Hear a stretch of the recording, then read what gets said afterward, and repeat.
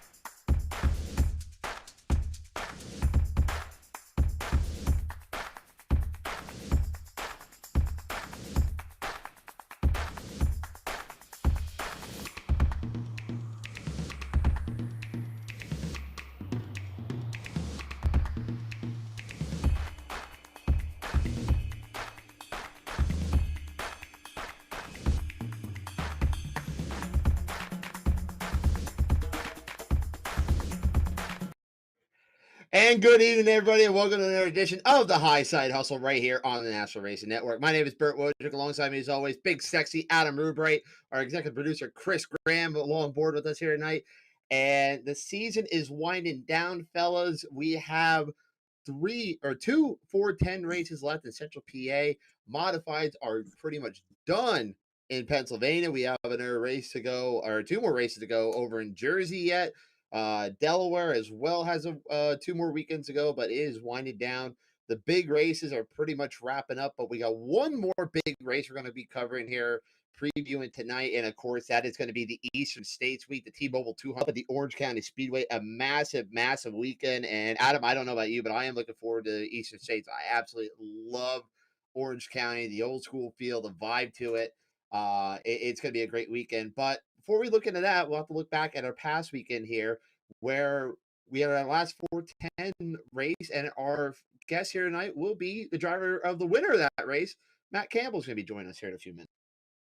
Yeah, I can't wait to talk with him. Can't wait to preview Eastern States. I think it's going to be a fun weekend. I was never there before, so Sunday is going to be a lot of fun.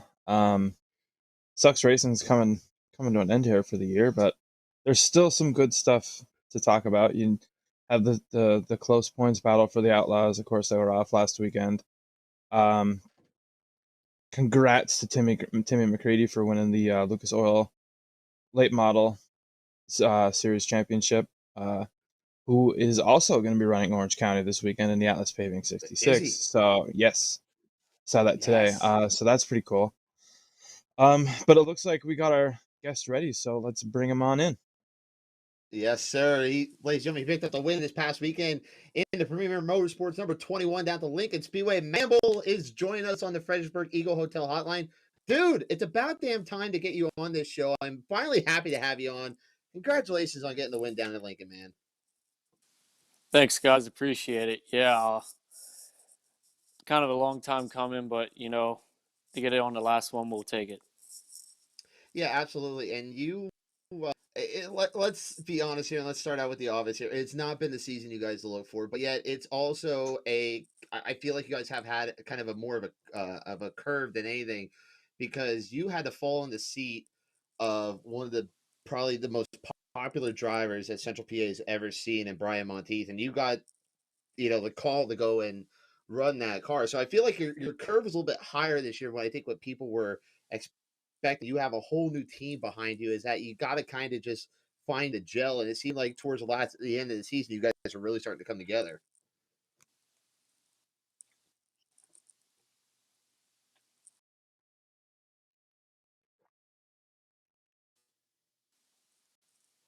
And did we lose them? Sorry, I missed that last part. My service cut out a little bit.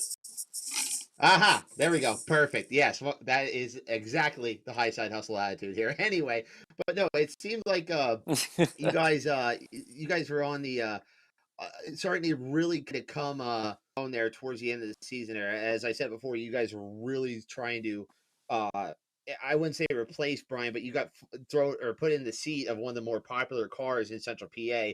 And I know that's not an easy task here, but it really seemed like through the end of this, you're really starting to figure your way out. Yeah, there's been a lot of elements that's changed since I've gotten in the car.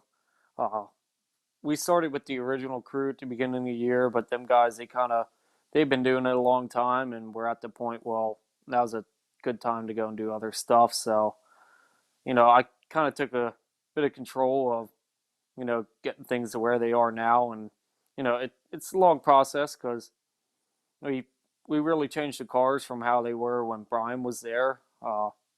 Brian has a different driving style than me, and it definitely we changed the cars to fit more to me, to make me more comfortable in the seat and feel better in the car. And with the help we've had, my friend Kirk DeWeese here come on just recently. I think he's been here about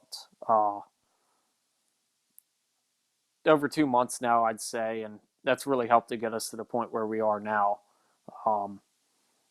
Yeah, just trying to get things right. It doesn't happen overnight. We kind of had to, this is different frames than I've worked with, different shocks than what I've worked with. Well, my deal, I kind of had a program that I knew worked, and that's what I ran with. So we've been getting it built to the point where we are now, and it doesn't happen overnight. It takes some time, but I think we got things going the way we want to. We've had some bad luck, and I haven't timed that good at the beginning here at the end of the year, at the beginning of the night, and that hurt us and put us behind. But the cars later on in the night are reacting the way we want to, and we've been really content with that. So, just got to improve any more that we can. I think really our main point right now is we got to get better at the beginning of the night, and that'll help us out at the end, because we've had really strong cars at the end. And, I need to get better at qualifying myself in these time trial events where it really matters and makes a difference. But no, overall, here at the end of the year, we're satisfied with how things are going into next year. So we're just going to build off that. Yeah, for sure. You might not have had the season you were looking for, but it was a building block here. You got the win. You're building towards next season. It wasn't for the lack of effort. You guys put in massive amounts of effort every time that I was anywhere near with my camera. What all can you learn from this year and kind of apply it to the beginning of next year, and hopefully raise the bar for not just yourself, but the team as a whole? Well, I think the main thing is we kind of got a baseline to build off of now, so something to start with at the beginning of the night and work with. There's a lot of times there where we were putting different stuff into the car to see how these Triple X's react, because they're different than what I've worked with Maxims. They drive different. They have a lot more, what I've noticed, a little more weight built into the cars than what the Maxims came with. So we've kind of had to learn what the cars liked and what we want to start with, as well as how to, adjust them throughout the night to make them work to stay into the track and keep forward momentum. But I think for now we got a pretty good baseline to start off of. So that's what I'm excited for. Going into next year, we're going to know what we need to start with, and then just fine tune it from there. I think we're past the point of, trying new things and really just, well, not really trying new things, but just not doing anything extreme. Just kind of fine tuning what we have and working with the cars we got. We've been running some new Triple X's, and they've been working really well for us. Best that we've had all year, and that's a big point to build off of too. So we're going to use that to our advantage and use that information to help improve on for next year. But yeah, I got a good group of guys helping there now. I got to say a thank you to Lynn and Pickles and Kirk, them guys, for helping me to do this. And we're having fun with it, and they're good guys to work with, and they'll be there for me next year too. So, just kind of got to get things ready to go over the off season and go into next year as strong as we can. But I think definitely our results for next year will definitely be better than what we had this year. I agree. I think it's, as you said, it's a learning curve that you had to learn. I mean, this is all new equipment you had to go with the going from Maximum to Triple X. I mean, people think, oh, they're just chassis. It's how much of a difference can be. There is a massive difference when you go from one manufacturer to another. I mean, it's not a little thing. I mean, there's all sorts of different things and little intricacies about the chassis you got to find and learn yourself. And the only way you can do that is through tests and tunes, but also main seat time in the racing, because that's where you really kind of learn everything you need to know. You can learn a little bit in test and tune, but I feel like until you're out racing, that's where you really get to learn your full thing and what that car is going to do. Yeah, I mean, test and tune is nice, but that's only one track. That you have to do different stuff depending on what track you go to. I do like what we did at Lincoln on Saturday was different than what I've been running here at the end of the year at the Grove. That's been working well for us. So yeah, you got to look at it. The test and tune's nice if you want to experiment with stuff. Like if you want to try something just off the wall different to see what it does to the car. But really, the seat time around other cars is what's gonna really get you set up for what you want to do to make changes to the cars and build off of that, because the cars handle different in the air than when you're out there, you're on a test and tune and you're in clean air the whole time. And the big thing about racing around here is you're going to have to get a car that operates in dirty air. Not all the time you're just going to start in the front and can run away with it in clean air. You're going to have to drive up through cars. So to have a car that works in traffic, that's what we've been really building on to get working. And I know at the Grove, couple times there here at the end of the year, I mean, we got hard charger twice. We got a car that we were able to drive up through, pass over 10 cars, and that's what we want. Now, my job now, and getting us set up a little better to start at the beginning of the night, is then if we qualify better, we don't have to come from that as far. So then it puts us more into contention to win. But that's kind of what we've been building on. Now, while we're talking about the cars here, I want to ask you about this too, because it seems like no matter what, that 21 car, it's always sparking the hell out of those Smith titanium brakes. Is that just a way that the car is just set up, or is that just a thing that it's just the way the brakes are set up? Because it seems like it didn't matter if Brian was in the car or you're in the car this year, that thing is just sparking hell out of the brakes. I mean, it makes for cool pictures at nighttime. I mean, from Av and I's perspective, it's pretty badass. Well, the thing with the Smith tie, it brakes, they tend to shoot sparks when they're cold. So if I'm not really using the brakes and then I really get on them one corner, they're going to do a light show. Usually when they're working really good is when I use just a moderate amount of pedal, and that's when you see the red glow on the rotor, and that's when they're really working. The thing with these Smith brakes and the pads that we're running from them is you got to keep them hot. So even if I'm not using them that much, I need to just kind of, even when I go out for this sort of a race, I'll ride them under the caution lap to get them preheated because it makes them work better. But yeah, there was a couple times I laid on the brake a little more than usual. I'm used to my Willwoods that I don't grab that hard, so uh, a couple of times I got on them a little hard on the entry. But the nice thing about having the good brakes like that is you can use them to your advantage. If your race car is a little tight, you can help use that to help turn the car and free it up. So yeah, it shoots a spark show sometimes, but we're trying to get away from that. If the cars are working right, then you shouldn't have to use the brakes. You should just be able to use the gas and use the brakes just a little bit if you're a little tight, depending on fuel load and stuff at the beginning of the night. So it's always something with that, how things work, and my mind's always been fascinated by that. But I want to get into Saturday night. You picked up the win, that late race caution. What's going through your mind? I think right before the green white checkered, you're heading down the backstretch, getting ready to take the green again. What's going through your head? well, I just need to anticipate. You know, you you look forward and you see who's around you, and you know what their tendencies. It's about knowing your competition, and what are they trying to do, or you're trying to predict where they're going to set yourself up to combat that, and that's pretty much what we did there.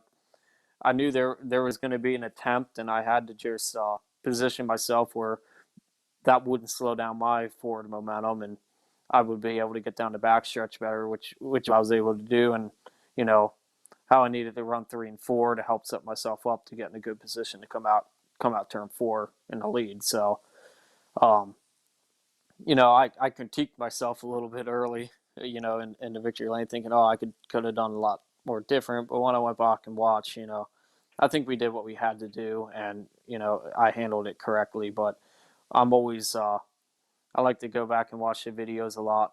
I watch a lot of my driving videos because there's stuff that you pick up on you didn't really know at the time, but when you go back and watch, it's like, why did I do that, and how would I do it different, and just to make myself better. So yeah, you know, I'm not perfect in every race, but you try to get as perfect as you can, and you learn that by picking up your faults and seeing where you got to improve.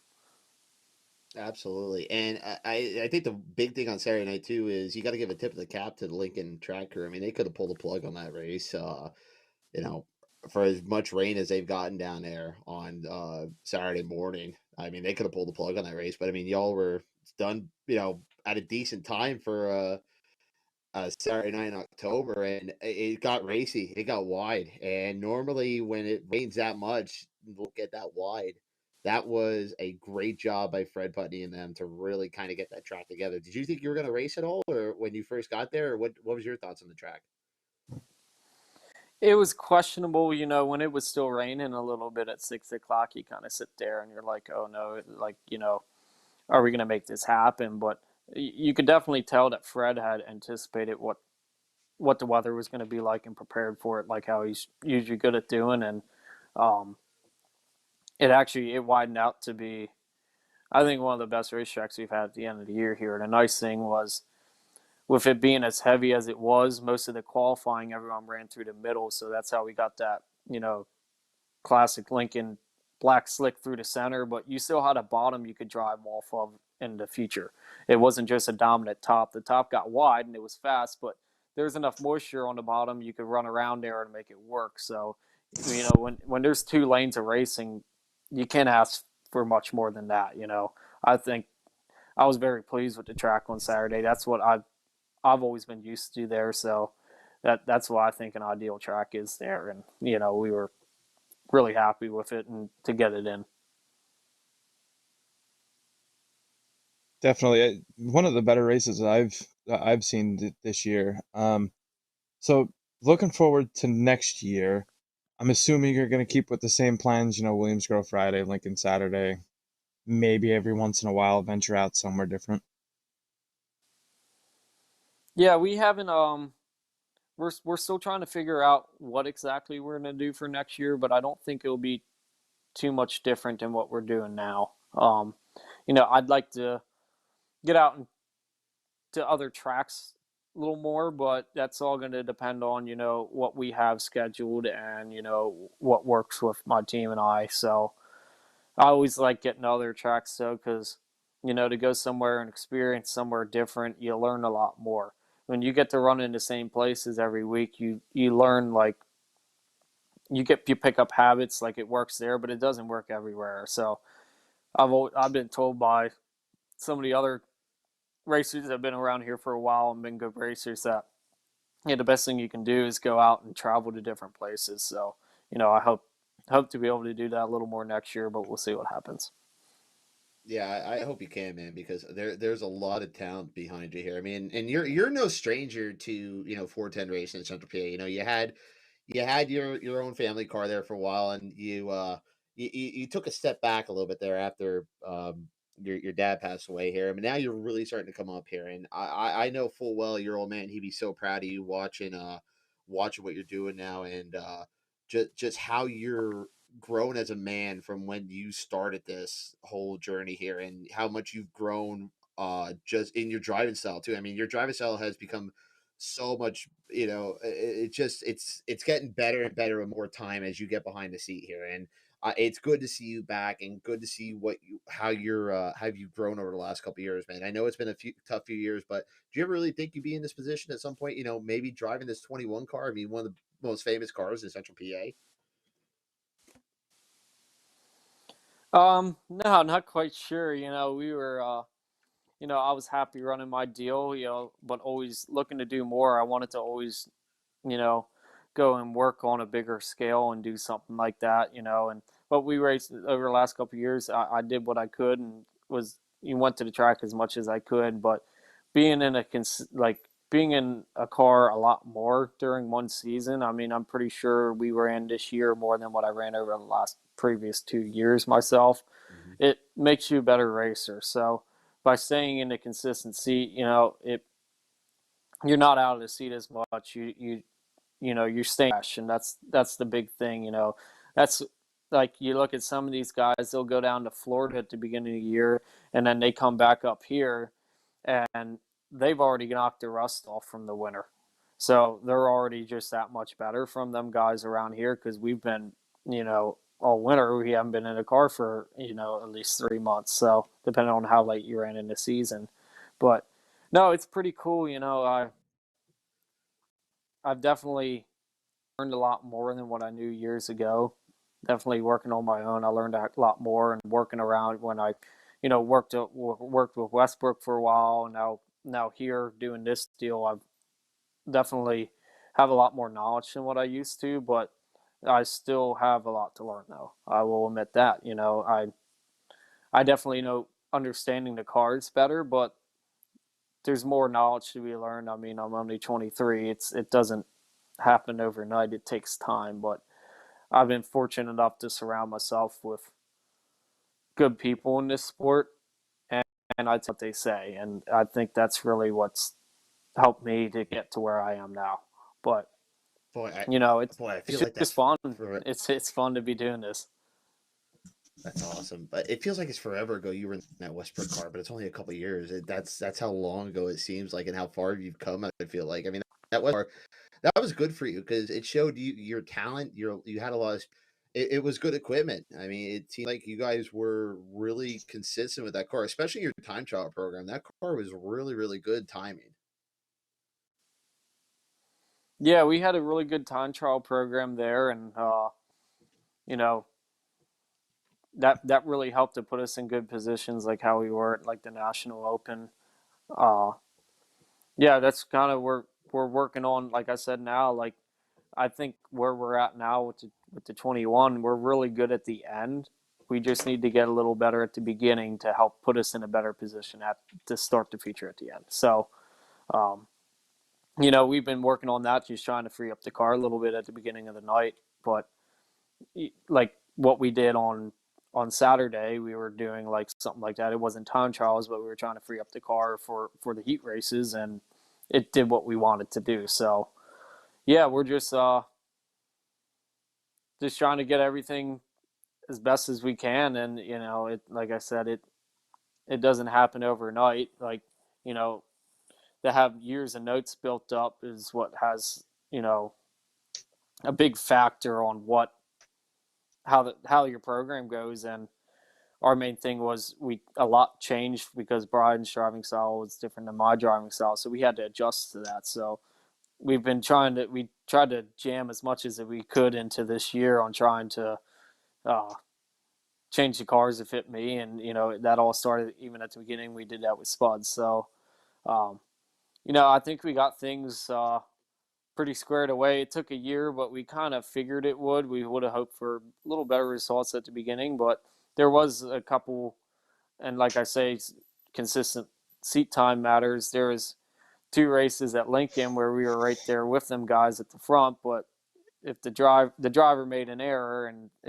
it costs us. So, um, I'm picking up. I'm making less mistakes now, and I'm happy about that. But I still have a lot of room to improve on from there. But it just takes time, and we're working on it.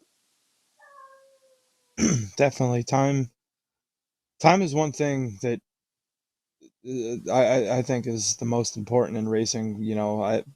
With working on a modified for years, you're in the race shop more than you're at the house during race season. You know what I mean? Like, a lot of people say, "Oh, you can't win a race in the race shop." Well, I tend to differ with that one. The time that you put into the car is only going to make the car better in the long run.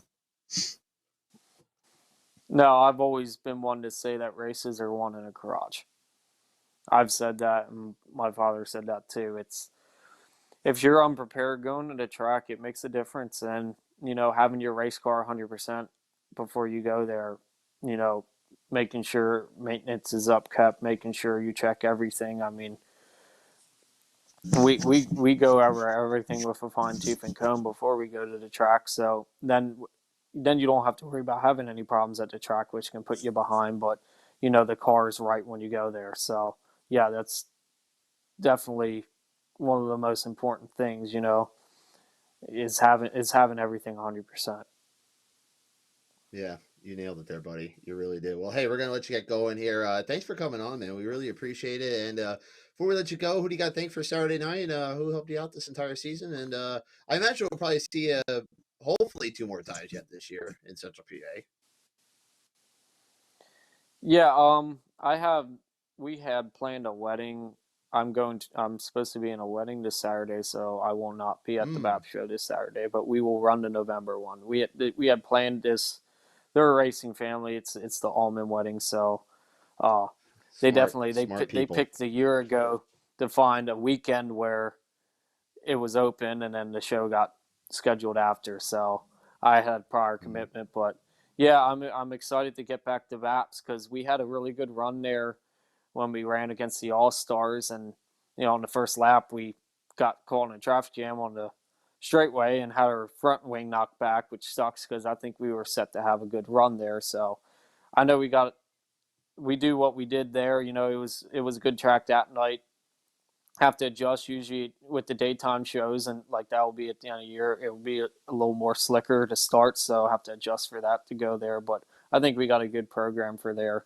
So um, yeah, I'm excited to get to that. But yeah, thanks to Jerry for you know through the highs and lows this year, and he's still stuck with us, and built with us. And big thank you, Kirk DeWeese. He came on, and really he's put in so much time with me, and uh, helps me a lot. And I've known him for years. He's a good friend, and we worked together well back in the day. So it's nice to get to work with him again. I'd always hoped to. I'd worked with him in 2017, and I really grew as a driver just from being around him and his knowledge. And my crew, Lynn and Pickles, for coming on halfway through the year and helping us finish it out and sticking with me, and just their sponsors, Premier, Beer Hill Gang, Baps Auto Paint, Brickers Fries, Select Collision, Jim Low Snap On, Mama's Pizza, Golf Cart Services, McSherrystown Moose, Sean's Auto and Truck Recon, and then our product sponsors like Triple X, Winners, Ponchos, Penske Racing Shocks, Kaiser Wheels. Yeah, it's and Smith Tie, of course. But yeah, it's been fun. Learned a lot this year, but now I think we got the setting stones in place now to go into next year. So I'm really excited to see what happens. Yeah, I think we all are here, buddy. We all are excited to see what happens there. And I know Stu's been dying to get down to victory lane with you a little bit more. So next time you win, so he doesn't have to bitch and moan about it on social media, please. So Stu can come down and give you some bourbon. I know you. Well, I know you really want some of that texted me shit. after Saturday. He texted me after Saturday, and he's like, "Of course, I didn't come. I decided to go out somewhere else, and then you guys park it." So, yeah, I'll have to do that a couple more times while he's there. What the hell I'm does that not man sure. have He to said do? he just. I think the weather scared him a little bit, so he decided to go and do something else. And yeah, he said he was watching online. He said he had a bunch of people that was with him cheering on, so that was pretty cool. But at least we got to see him at the Grove, that's for sure. At least you did get to see him there. Well, hey, buddy, thanks for coming on, man. We'll be talking hopefully over this offseason. Best of luck to you the last couple races here, and we'll be talking to you a lot more hopefully next year. Thanks, guys. Appreciate it. Take care, Matt. There he goes, ladies and gentlemen, on the Fredericksburg Eagle Hotel Hotline. Matt Campbell. Once again, thanks for a great sponsor, Fredericksburg Eagle Hotel. Chris, I know you were down there during the Linda's National Open this weekend. Had some good food. You learned a little bit about Slushy Boy, apparently, which there's nothing wrong with that. But no, go check out the Fredericksburg Eagle Hotel. And, of course, our ticker down below, the 34 Motorsports ticker. Of course, if you need anything safety equipment needs for your car safety, driver safety, go check out Sean and Amber at 34 Motorsports. They've been a great sponsor to us this entire season. Well, Chris, if you want to tune up a commercial, we'll take a break. We'll come back. We'll discuss this past weekend and get you ready for Eastern States this weekend. So we'll be right back with more of the Highside Hustle right here on National Racing Network, folks. I'm Ryan Newman, and since I started with Indiana Donor Network and Driven to Save Lives, I found out that some people think that they can't be an organ donor. The truth is, anyone can sign up to be an organ donor. Anyone? Anyone? Are you sure? Yeah, I'm sure. Anyone can sign up to be an organ donor. So don't count yourself out because somebody's counting on you. Go to driventosavelives.org and sign up today. But my heart's going to you, Ryan. Love that.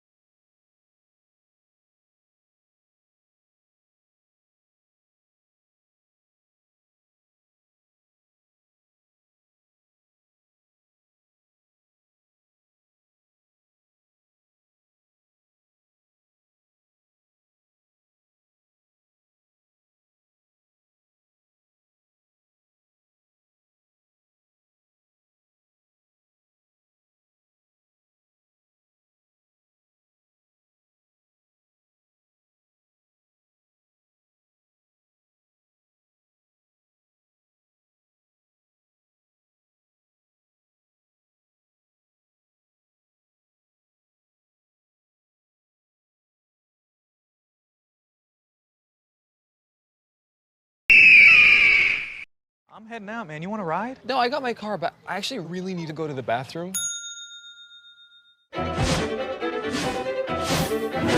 Dude, are you okay? I am definitely buzzed. Yeah. I think I will take this, and I will take that ride home. And we are back, ladies and gentlemen, with the Highside Hustle right here on the National Racing Network. Bert Wojcik, Adam Rubright, Chris Graham, our executive producer. And yeah, boys, we had a good weekend, I feel like, getting down to the Linda's National Open. A ton of fun down there. Hats off, first of all, to Mike Batts and everyone at Linda's for sticking that through.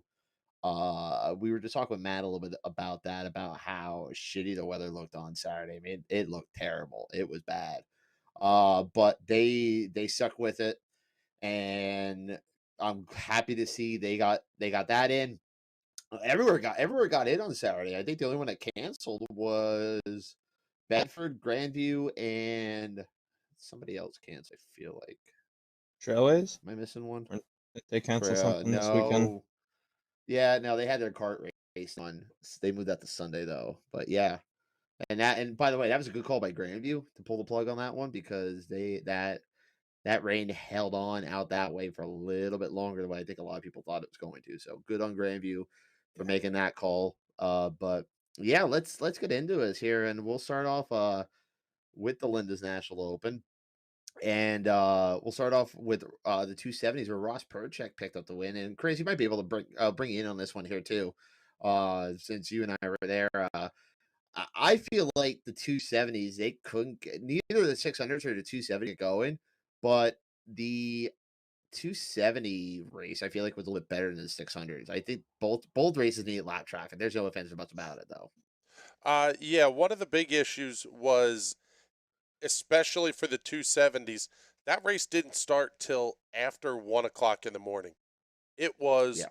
cold. So Yeah. motors that were tuned for warmer conditions, different relative humidities and that kind of stuff. Yeah, 2 strokes and the moisture in the air don't really Yeah, it was not mix good. well. They were seizing motors left and right, and we saw Yeah. a lot of really fast race cars go out from the front of the field. Yep. Pat Beeler was one of them. Maybe he led most of that race and put it in the infield. And uh, who else was up in there? I'm trying to think who else. But Beeler was kind of, I think, the big one there because he second year in a row, he almost gets an international open win, but something goes awry on him on the 270 side of things. But now on the 600 side of things, Austin Rupert, that was a hell of a drive by him. But Colin White, I feel like if he had some lap traffic, he's winning that. I feel like Colin White could win that race. Yeah, there were quite a few cars that had issues. Pat Beeler was very quick. He ended up finishing 12th. Ben Stoll's 13th. Yep. I mean, there was a ton of them. Jason Klinger was really fast. Yes. Probably the biggest surprise was Alex Swift going out early. He dominated the 270 Race of Champions on Friday night, and he ended up finishing 29th, getting 2 laps in the books. Yeah, definitely not a good night for Swift. As you said, and Adam, I think you were there. How good he looked on Friday night, the Race of Champions, and that was kind of a little surprising. But again, it was a completely different surface, completely different track than what we saw Friday into Saturday night, just because of all the. I mean, by the way, the rain it made that probably how do I say it? The track. I'll start with this. The track itself on Friday night might have been the best track at Linda's I've ever seen. That hole that's always in 1 and going into 3, it almost did not exist. It wasn't sending guys for a loop. You could get 2-3 lanes going. Even when the track started to wind out on Saturday night, there was still 2 and 3 lanes of racing. I know the cushion was kind of the dominant way around, but still, it was nice to see Linda's getting wide like that and see like they're starting to get issues squared away that they've always had. Yeah, it was a lot of fun. All the way around, the racetrack was very good. Excuse me, Saturday night, that place was, you kind of knew it was going to be locked down just because of how much water fell over the course of the day. But I tell you what, from the rain stopping to first car on the racetrack, 2 hours, a little bit less than, big time kudos to Mike Batts, Mike Fry, that entire track prep crew getting that place ready to race in a very short order. Yeah, and think about this too. We were done all qualifying from it started around 8 o'clock to about what was that till about 11:30. So 3 hours to get through almost over 130 cars. Not a bad deal, really. When Not on bad. Friday night? Well, no, I'm talking Saturday night from Oh. 8:30 till 11 from 8 till 11:30 to get through almost 130 some cars. Not bad at all. No, you can't beat that at all. No. I thought they ran time trials on Friday night very efficiently. Like you said, when you have over 130 cars that need to take 2 laps in itself, I think time trial started right around 7:30, 8 o'clock, and we were rolling with 600 heat races by 8:15. That's awfully impressive for the amount of cars that they had at time trial. Yeah, I agree. Yes, man. and fantastic transition to the 600s, by the way, there, Adam. How about two of the top three are barely old enough to have a Facebook account. They still have parental controls on everything, and they were wheeling wingless 600s like a bunch of badasses.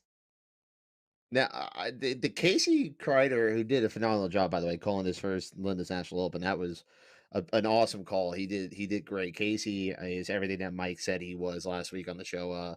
A good young announcer, up and coming. He knows his shit, and it's fun to watch him. But I think Casey said is the Linda's National Open winner in the 600s, if I'm correct. I believe so. Yeah, I mean kid's good. I mean, he did what he had to do on Friday night to get him in that position. Let's not knock anything away from it there. I know with the track being locked down the way it was on Saturday night, he had a little bit more of an advantage, but he had to do some wheeling on Saturday night too. Let's not get away from that either. Yeah, the 600 race was pretty darn spectacular, quite frankly. Alex Rupert, Colin White, Logan Rumsey were all very, very good at the front of the field. But once we got the last green flag run going, Rupert was just absolutely in a class to himself. The kid was really impressive. Yeah, when he was out front, he got clean air, and that's where I come back to. And that's it on Saturday during my pit reporting stuff. Is that they need laps? That's the main thing. They need laps, and if it could got some more laps, I feel like we could have had a little more exciting races. I don't know. I think Austin still wins that race, or Alex Rupert still wins that race, but still, it is. God, that was a lot of fun. I missed the Linda's National. It was fantastic racing on Saturday night, and thanks for everyone that tuned in and watched it. I know there's a lot of people watching that race at 2 in the morning when we wrapped up. I know Barry Angas, 267 viewers at damn near 3 in the morning. Yeah, you people are savages. You people need a life on Saturday nights. That's for damn sure. You people need a goddamn life. That's the thing. We have a life. It's called racing. Attaboy. Good call on that one, Adam. Good call. Thanks for the save, buddy. Thanks for the save. So, hey, speaking of that, let's move into some other things we saw over the weekend. We'll go out to Port Royal on Thursday night, where guest of the show a few years ago, he picked up his first Super Dirt win this year, and now he picked up his first Short Track Super Series win. Mike Mahaney picked up the win on Thursday night up at Port Royal, and Mike is getting on a roll. He had a pretty good weekend up there. Yeah, for sure. It's always nice to see one of the guys that puts in a lot of effort do good, especially after the luck for say that he's had. I really enjoyed the shenanigans of the weekend. Let's address the elephant in the room. You mean Thursday night? Yeah. That was interesting to follow along with all weekend. Yeah. So I'm a little confused on that because it looked like don't look too far into it. You'll just you'll make your little head hurt, and then you're not going to understand what life in general is about. I'm promising. I already don't know what life in general is about, so don't look too far in it because it'll make your little brain spin, and then we'll be sending you back into like 1974 or some shit. I'm already stuck there, Captain. True. So I'm already stuck there, but no, that was some good shenanigans that we needed. I love that post race interview with Williamson and then him and Go Down going at it too. Oh, that's a shit this sport need. I love it. I love it so much. Oh, that's great. It's great. It's good content. It's good family, also fun. I wouldn't say wholesome, but it is what it is. Though. Something to show the kids, folks. Something to show the kids. Yeah. But probably not. Yeah, well, probably not. But I thought I want to definitely give a big shout out to Logan Watt. I mean, kid's a badass. Yeah. You know, fell backwards in his heat Yep. race, came back up through, banging the boards, finished second. Like, that is awesome, awesome to see. Couldn't be happier And he for put it in. Leslie and Ryan and Logan, and put it in the show and made all 50 laps at a Yep. track that he's never raced on before. He's watched his dad race there, but to go out there your first time there and wheel the absolute shit out of it, good on him. Yeah, good on him. That was good. And good for Ryan too. Ryan had a good night too, finally.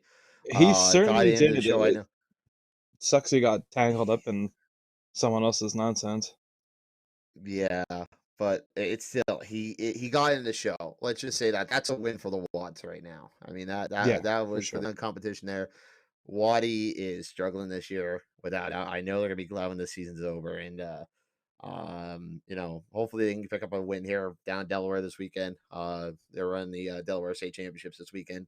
So that'd be good for them. And then of course Bridgeport coming up here in 2 weeks. But yeah, but of course you can't mention. Well, if we're talking sportsman too, give a shout out to Kemery to win, and everyone's going off on Twitter about the 69K in Victory Lane. Yeah, at first I was really super confused about it. I'm like, wait a minute, what are we talking about here? And then I finally put two and two together because like I wasn't necessarily watching any racing on Saturday night. I went out to dinner and stuff, but I hopped onto Twitter. I'm like, wait, there's no sprint cars at Port Royal today. And then like it finally processed on who it was. So good for him. Yeah, all these big modified race weekends are kind of blending in with each other. I don't know how all these teams honestly have the funding or the morale at Well, this point of the season with getting freaking kicked around unless you're Matt Williamson or Stuart Friesen. You know, you've Well, when you have this type of money on the line, I mean, it kind of makes it a little bit easier, I feel like, to go and get your oh ass that kicked that's for because you're sure. going home. When you know it's like, say for instance, like down at Grandview or not, like when it's Forrest Rogers week or it's 76ers week, you know, you walk into the race shop on Sunday morning for wash day and the vibe just completely changed. It's like a Mm. flip switches, you know, like from that point forward it's game time. You know, you don't have the normal shenanigans of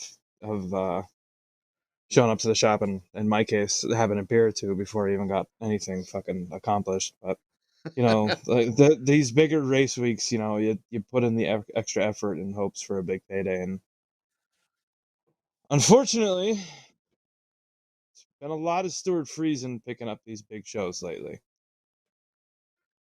Stu is being Stu. Let's be honest here. I mean, Yeah, Stu's um, being like it's honestly like Stu's being Stu and Kyle Larson's being Kyle Larson. Like it's basically that's what it comes out to in modified races. That you Stu's can't being Stu, Kyle necessarily Larson's being Kyle compare the Larson. two, but Kyle, you know, Larson does NASCAR things well, and he does sprint car things well, and apparently now he does late Mm-hmm. model things well also. And then Yep. you have, in the case of Stuart Friesen, you know, you have the NASCAR side of things is starting to look up. You know, it's been a long couple of years for him, but he's getting better. Which the modified fan base in the Northeast has their go-to guy in the truck series now because you know he's not Yeah. just representing Hallmark Friesen Racing. You know, he's kind of representing all of us in a way. You know, especially those of us that have the modified backgrounds. But it's cool to see. I just wish he didn't win every goddamn thing in a modified. Oh, buddy. Yeah, it definitely, everyone hates a winner. Let's just say that. But what Stu Oh does, yeah, I mean, those big races, that's money for him. I mean, he's good. yeah. Him, Williamson. If you notice, I was looking at the top five. Me and Briggs Danner, we were staying up together on the deck watching during consies. We were I had the 200 on my phone on Flow, and I looked at the top five in that. There was not one Pennsylvania driver in that top five at the halfway break. I think, well, at least the No. top three. Who was it? It was White or Wright, Maresca, Stu. I think Decker was in there too, but Yeah. It was kind of almost, and then you look at the top five out of that. Go Down's the only local guy in that on the podium. So good on Go Stangle. Down. I mean, but yeah, he runs a lot more of these. I feel like long endurance races more than what a lot more of the local PA guys do. Yeah, I mean Stangle, he had a good strong weekend, so good for him. Stangle had a good run. Um, Yeah, he's another local guy. I think I remember you asking me last week on who would have the upper hand when the track was slick like it was. I believe I picked correct. One of the New York did. boys. Yep. That you did on that. But yeah, Stuart Friesen picked up the 200, and yeah, so it's gonna be between him and Matt Williamson this weekend up at Orange County to figure out who's gonna win the last 200 lap race of the year for the modified. So that'll be fun to watch. We'll get to that in just a second here. But yeah, so of course the other racing we had going on here, Matt Campbell picked up the win down at Lincoln. Freddie Raymer officially clinched was named I guess clinch or awarded, whatever you want to call it here. Clinched. I think he clinched it a few weeks ago. Officially named the Crowned Lincoln Track champion. there. Crowned there. Thank you. You're Crowned welcome. Lincoln Track champion. And I'm the one who dropped Steve, out of freaking high school, and that's enough out of you. helping the kid that probably graduated with probably straight B's. You're giving me way too much credit on that one, sir. Way too much credit. Either way, you finished. Either way. So yeah, but yeah, Matt Campbell picked the win. Steve Owens picked up the win, which clinched him the 358 championship. So congrats to both Freddie and Steve. And then you mentioned earlier, T-Mac, Tim McCready, locked up the Lucas Oil title this weekend with a nice showing in the first show on Saturday afternoon at Portsmouth. And then Ricky Thornton Jr. goes on to win the $100,000 Dirt Track World Championship.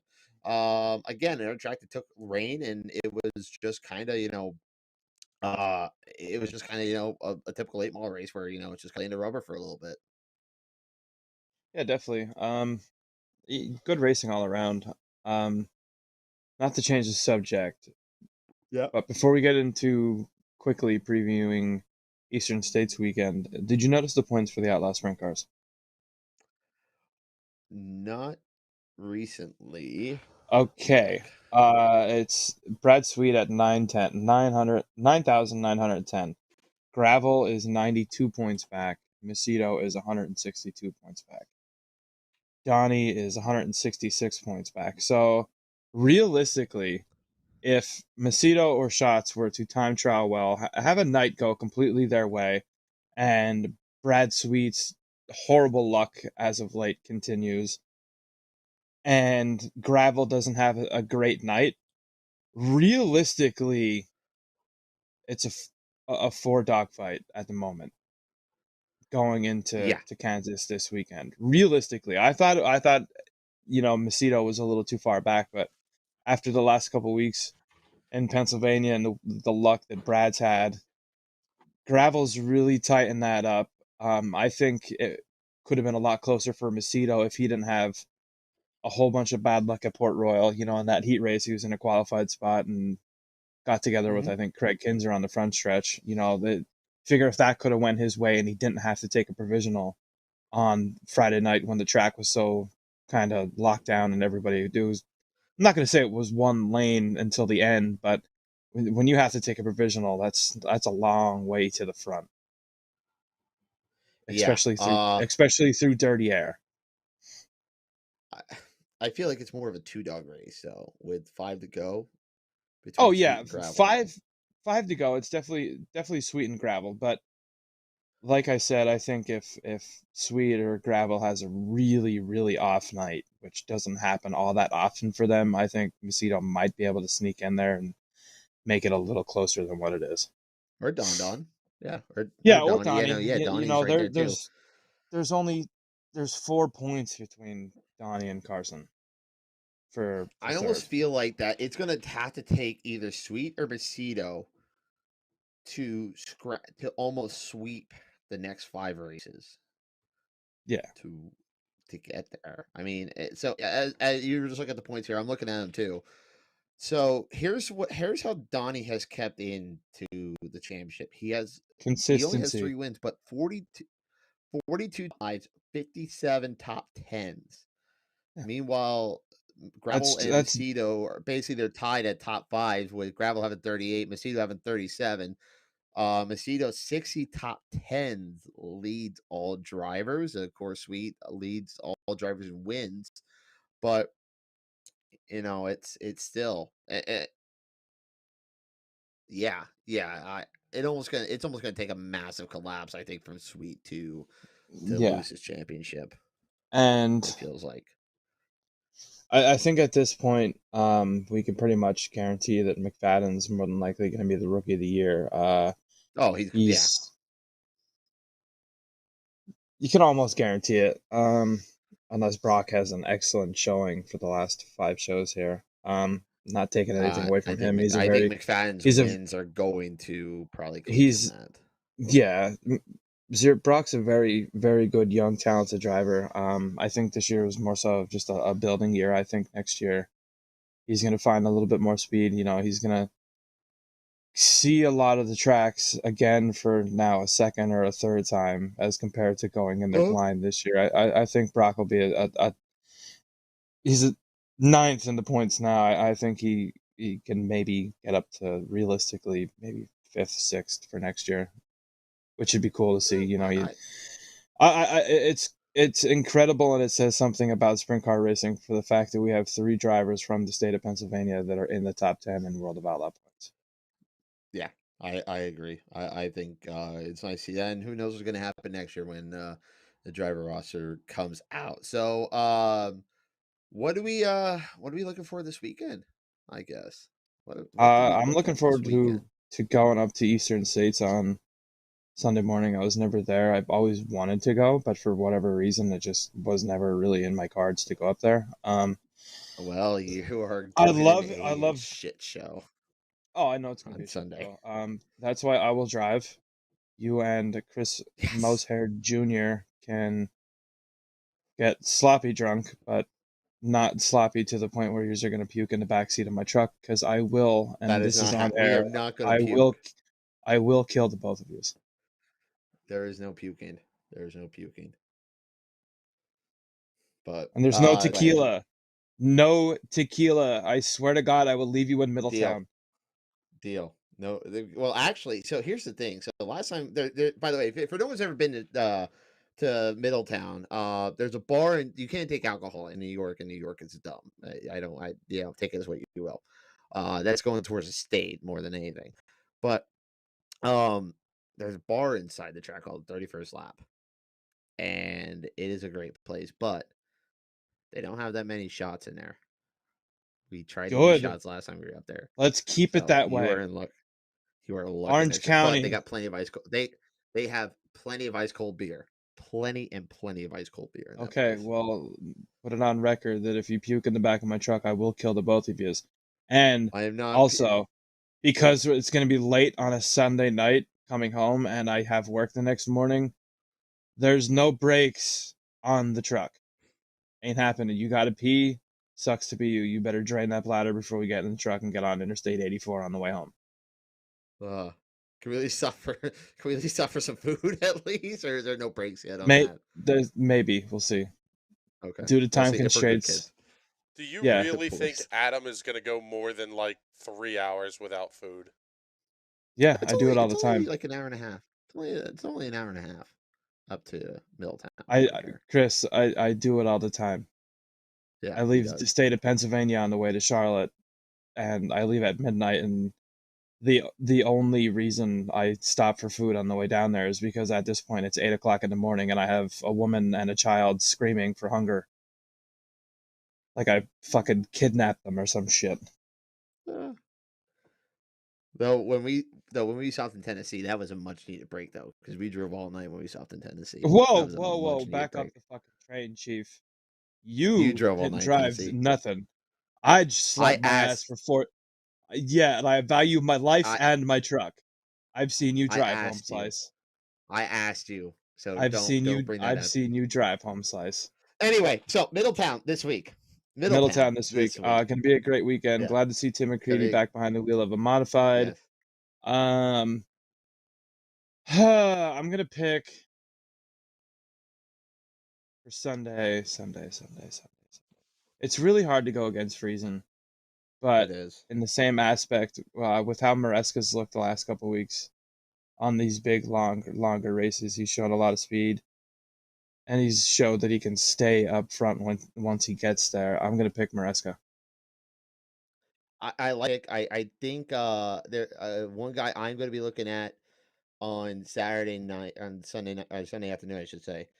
Which, by the way, I want to comment on this too. Is that this is a late start for them because normally racing normally starts up there at about 12 o'clock, so they push that back about 2 hours. So it's a little bit strange that they start a little bit later, but whatever. But in the same maybe they learned aspect, something. it will be super nice to actually sleep in on Sunday instead of having to wake Yes. up and be on the road by 5 a.m. to go to a freaking race. Yes, I agree with that. But what I'm thinking is here, maybe they learned something a couple years ago. What's going on, Shay? Good to see you, buddy. Shay from the Turn 5 Turnaround. Go listen to them on Tuesday night. Fantastic late model coverage with Shay and Danny Wilson and all them dudes up there.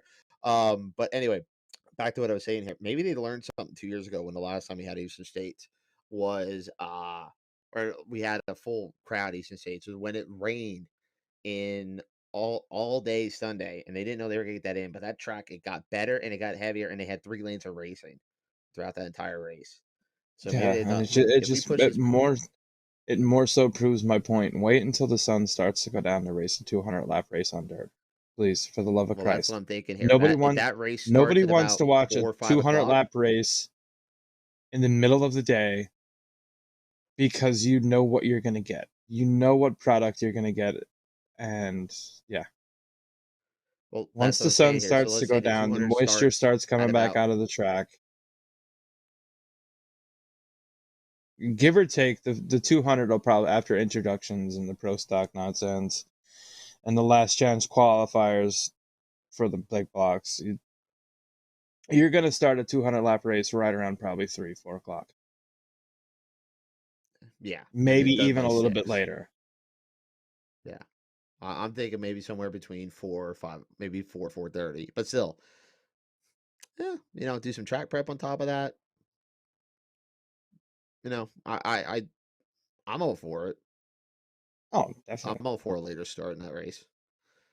Just, so later on it just, it may get better towards the end of that. But yeah, so you know, I would really like to say maybe think of a guy like Kenny Tremont, maybe.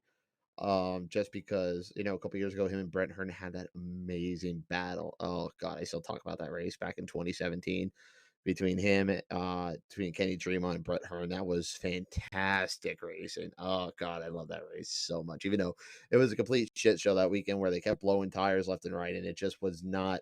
It just made for a long weekend for both American and Hoosier, but it still was awesome to see two of the best go side by side for 20 laps. I mean that's history right there. Watching Brett Hearn and Kenny Tremont, and Brett Hearn earn that win that day. I mean, that was a fun race to watch. But I feel like it's gonna be you're right. It's gonna be tough pick against Freeze, but I do like obviously him sitting in there. Larry Wright. I think that's one you have to look at too. This weekend because of how well he's done the last couple 200 lap races. I mean, he looked really good at Port, and I think Port and Orange County. I know obviously there's more banking at Port, but I feel like there's a little more similarities there. So I think, and Larry looked Yeah. good, and obviously you said Maresca.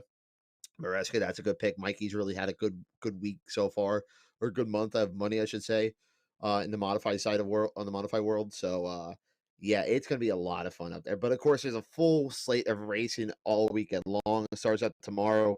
Yeah, Sportsman's tomorrow's are running what? street stocks. They have it. Sportsman, and yeah.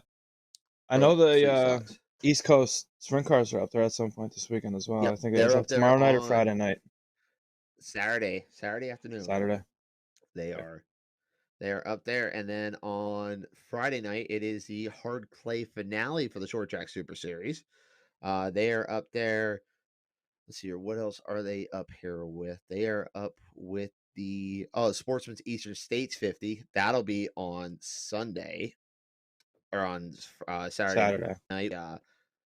No, sorry, Friday night. Friday night Eastern States 50 for the Yeah, Sportsman's because will be Friday night with the Short Track Super Series.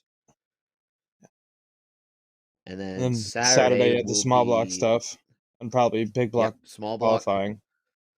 Yep, you got that right. Yep, so it'll be small block USAC East Coast. Big blocks will also have their pole shuffle for 12 laps. And then let's see, East Coast will be on Saturday Saturday afternoon. And I think you know what else is this weekend? I forgot about it. The Keystone Cup. I forgot to put that in there. Bedford for the super late models. 25,000 to win for the late models on Saturday Yeah. afternoon out of Bedford. That'll be a good race. They'll get some good cars out there, and go get yourself some Red Devils barbecue. Oh God, Adam, I tell you, if you got you're free Saturday, I gotta work, make it. But if you can make it out to Bedford, go get yourself some Red Devils barbecue, and you want a good track to shoot at, Bedford's the track to shoot at. That's a lot of fun out there. That's probably I think the only racing I'm going to get to this weekend is Sunday. All right, fair enough. I signed up for overtime Friday and Saturday, so I mean it's only 5 hours each day, but Go get that money. And then of course on Sunday, the Eastern States T-Mobile 200 with Pro Stocks. Looking forward to that. Yeah, that's gonna be a good weekend. And of course, we'll probably do interviews on Sunday afternoon afterwards. So kind of cover that up and go enjoy that. I am glad. I'm so looking forward to get back to the state of New York. It's been 2 years since I've been up to New York for a race. I love getting up there for a race, especially Eastern States weekend, Orange County. People may bitch and moan about the race out there, but it is one of the best tracks. And I love the scenery. I love the views. I love the feel of that place. It's just a history makes up for it. But anyway, anything else, my friend? Before we put this puppy to bed. No, let's put this puppy to bed. Thank you to Fredericksburg Eagles Hotel and 34 Motorsports for being our wonderful sponsors. Homeboy over there is Bert Wojcik. I'm Adam Rubright. Our producer Chris Graham. Hold on. Chris, What? let's come up on National Racing Network. Oh yeah. Coming up tomorrow night, we will have the normal Thursday night doubleheader. That is the Grid Rival Ezra IndyCar Series at 8 o'clock, followed by Indy Pro 2000 at 10:15.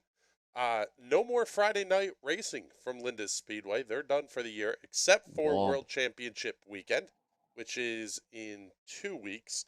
Then we have Monday night Silver Crowns, Tuesday night TNT Rock Block, and I think next week we may have a hard off at 9 o'clock as well because that's their monthly dumpster fire shit show. Okay, cool deal. Well, we'll schedule a hard off for 9 o'clock next week, and see now. Hard Adam, off, Bert, not hard on. Hard off. I said hard on. I'm going to get a hard on anyways. Whatever.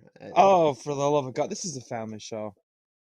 Good night. I'm going to bed. Wholesome family entertainment. Ladies and gentlemen, that is Big Sexy Adam Rubright.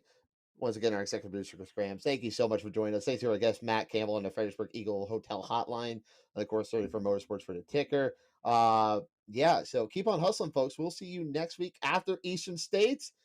Have a great week, folks. See you at the races.